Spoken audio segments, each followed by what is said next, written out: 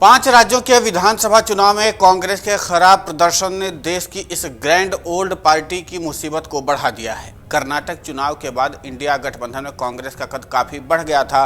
उसे उम्मीद थी कि इन 5 राज्यों में चुनाव में पार्टी अच्छा प्रदर्शन करेगी, लेकिन राजनीति की रपटीली राह में कांग्रेस फिसल गई और पार्टी को उत्तर के राज्य राजस्थान, मध्य प्रदेश और छत्तीसगढ़ में हार का सामना करना पड़ा। ऐसे वक्त में जब नीतीश कुमार, ममता बनर्जी और अरविंद केजरीवाल इंडिया गठबंधन में कांग्रेस के खिलाफ गोलबंदी में जुटे हुए हैं, अखिलेश यादव भी कांग्रेस को आंख दिखा रहे हैं।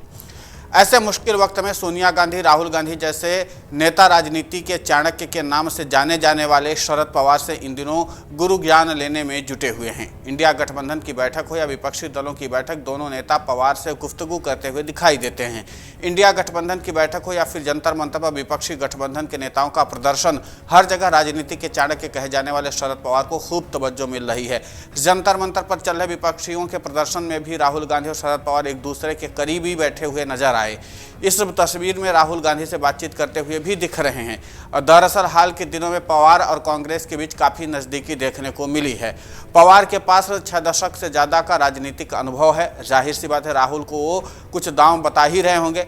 एक वक्त सोनिया गांधी के विदेशी मूल का मुद्दा उठा करके कांग्रेस छोड़कर अलग पार्टी बनाने वाले शरद पवार इन दिनों सोनिया गांधी से भी काफी अच्छे रिश्ते स्थापित कर चुके हैं। इंडिया गठबंधन की बैठक में दोनों नेता आपस में काफी चर्चा करते दिखे। दरअसल पवार एक वक्त सोनिया गांधी के पति राजीव गांधी के करीबी भी रहे हैं। इसके अलावा उनका लगभग सभी विपक्षी दलों से अच्छी पैठ है। जीवन के 8 दशक तक देख चुके शरद पवार राजनीति के दिग्गज माने जाते हैं। फिलवक्त तक पिछले 10 साल से कांग्रेस केंद्र की सत्ता से दूर है।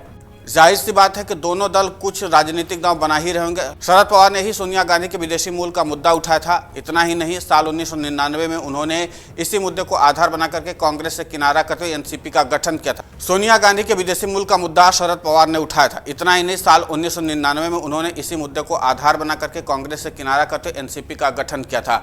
लेकिन अलग दल होने के बाद भी एनसीपी का राजनीतिक कांग्रेस से चलती ही रही है। चाहे महाराष्ट्र में सरकार बनाने का मुद्दा रहा हो या फिर यूपीए सरकार की इंडिया गठबंधन की बैठक में सोनिया गांधी और शरद पवार के बीच सहज रिश्ते में दिखाई देना हो।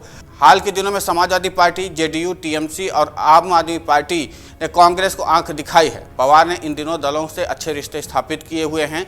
2024 के लोकसभा चुनाव से पहले पार्टी किसी भी कीमत पर कमजोर नहीं दिखना चाहेगी। ऐसी स्थिति में पवार कांग्रेस के संकट मोचक भी बन सकते हैं। इंडिया गठबंधन की बैठक में कांग्रेस के अध्यक्ष मल्लिकार्जुन खड़गे और शरद पवार में भी काफी बातचीत होती हुई दिखाई दी। इस बैठक के बाद कांग्रेस ड्राइविंग सीट पर दिखाई दे रही है।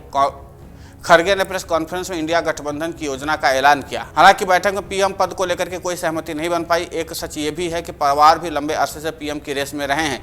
बात 1991 का हो, जब राजीव गांधी की हत्या के बाद उनका नाम भी पीएम की रेस में था। हालांकि बाजी पी नरसिम्हा राव ने मारी थी। तो क्या 24 से पहले पवार कोई नया दांव भी चलेंगे, ये तो खैर वक्त ही बताएगा। जंतर मंतर पर प्रदर्शन के दौरान भी खड़गे और पवार अलग अलग बैठे तो थे, लेकिन दोनों नेताओं में काफ़ी देर तक बातचीत होती हुई भी दिखाई दी। खड़गे ने यहाँ बीजेपी पर जमकर हमला किया। कांग्रेस को यह अच्छा से पता है कि पवार का अनुभव 2024 के चुनाव के दोनों दलों के काम आ सकता है। यानी केवल गुफ्तगू ही नहीं, उससे आगे की राजनीतिक बात लग सकती है। यहाँ पर देखना दिलचस्प होगा कि जिस तरीके से राजनीति के चाणक्य माने जाते हैं शरद पवार, क्या शरद पवार कांग्रेस की जो अभी वस्तु स्थिति है, खासकर 5 राज्यों के विधानसभा चुनाव में से जब 3 में कांग्रेस को करारी शिकस्त का सामना करना पड़ा है, तो ऐसे में शरद पवार क्या कांग्रेस के लिए संकट मोचन बन पाते हैं, ये कह पाना अभी तो फिलहाल थोड़ा सा असमंजस की स्थिति होगी। लेकिन आगे शरद पवार की भूमिका इंडिया गठबंधन को लेकर के, खासकर कांग्रेस के साथ जिस तरीके से उनके सहज रिश्ते दिखाई दे रहे हैं, उस पर कितना ज़्यादा प्रभाव दिखता है, ये देखना सब कुछ दिलचस्प होगा।